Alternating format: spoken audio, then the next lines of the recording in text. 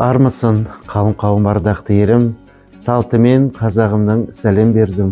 Ұлтым басқа болса да жүрегім бір, қазақ пенен бауырлас шешен тегім. Қалашық Қазбек халқым, атым менің, қазақ тілі менің де ана тілім. Жан ұямды сөйлейді осы тілден алым мен өнер білім. 33 жыл егеменді елімізге, бақ құсы ұя салсын әр біреуі. Ауданым Бұқар жырау Ботақара жолдайды ыстық сәлем бәріңізге.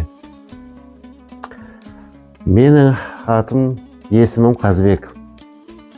1974 жылға осы дүниеге келдім. Үміткер ауылында. Өскен жерім Ақбел ауылы.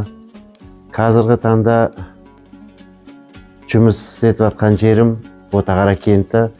Бұқар жырау аудандық мәдениет үйінің директорымын. Үміткер ауылында осы өмірге келдім. Өскен жерім Ақбел ауылы, бұрынғы Пушкин деген ауылы болатын. Одан кейін Пушкиннен көшіп кеткенбіз, село Ботақара ауылында тұрдым. Мектеп сол ауылда бітірдім, орыс мектебі. Мектеп бітіргеннен кейін өзіне мақсатты қойған жоқпын, мен қазақшаны үйренемін дегендей. Бірақ та ол жаңағы табиғатымен, ана сүтімен, жаңа достығымен, өзінің ішіндегісі шын ниетімен қазақшаны мен үйрендім. Аллаға шүкір, тәуба. Міне қазіргі жұмысымен, жаңағы басқа жерге баратын болсам да, қонаққа баратын болсам да, қазақ тілінде сөйлесем де қаншама бата алам, үлкен кісілерден бата алам. Мен үйде мысалы бауырым бар, қарындасым бар, бірақ та өкінішке орай олар қазақша сөйлей алмайды. Бірақ та менің жан мамам бар, мамам орысша да, қазақша да, шешенше де сөйлейді. Салт дәстүріміз әрине біз үйдің ішінде сақтаймыз.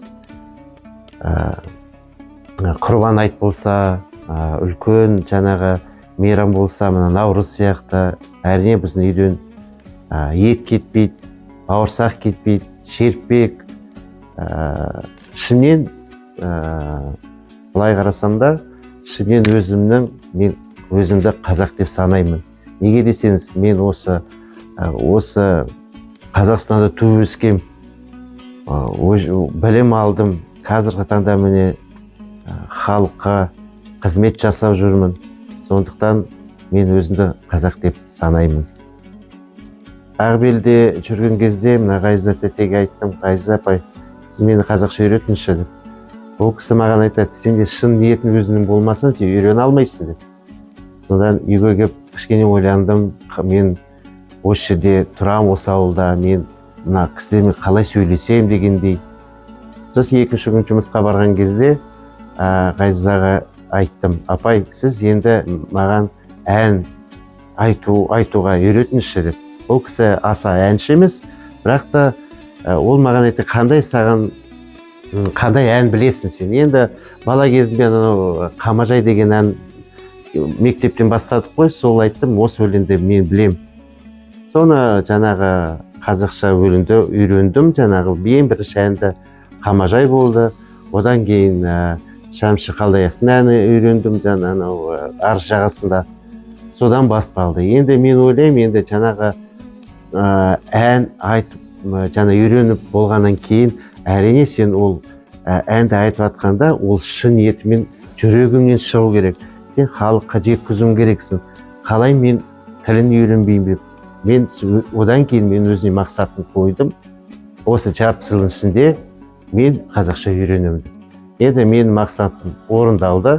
Міне осы күнге дейін қазақша сөйлеймін. Бұл маған жеңіл. Бұл екінші менің тілімде ойлаймын, екінші ана тілімде ойлаймын. Кәсіпорында менде 400 адамдай жұмыс істейді. Сондықтан ішінде қазақ та бар, орыс та бар, шешен де бар, өзбек те бар, украин де бар. Бірақ та олардың бәріне айтамын. Ең біріншіден бәрімізге мақсатын қоюым керексіздер. Қазақ тілі әрине сіздерде міндетті түрде үйрену керексіздер. Мен мысалы жаңағы жастарға айтатыным, қазіргі заманда дамыған заман ғой, қазір бәрі бар. мына компьютер арқылы үйренуге болады. Қазір қаншама әдемі кітаптар бар.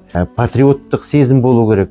Содан кейін жастарымыз әрмен қарай елінді құрып, жаңа отанымызды құрып, елдің патриоттық сезім сезіп, жастар содан ғана үйренеді. Мемлекеттің азаматы өзінің патриоттық сезім ішінде болса, сол кезде олар үйрене алады, сол кезде олар сөйлей алады.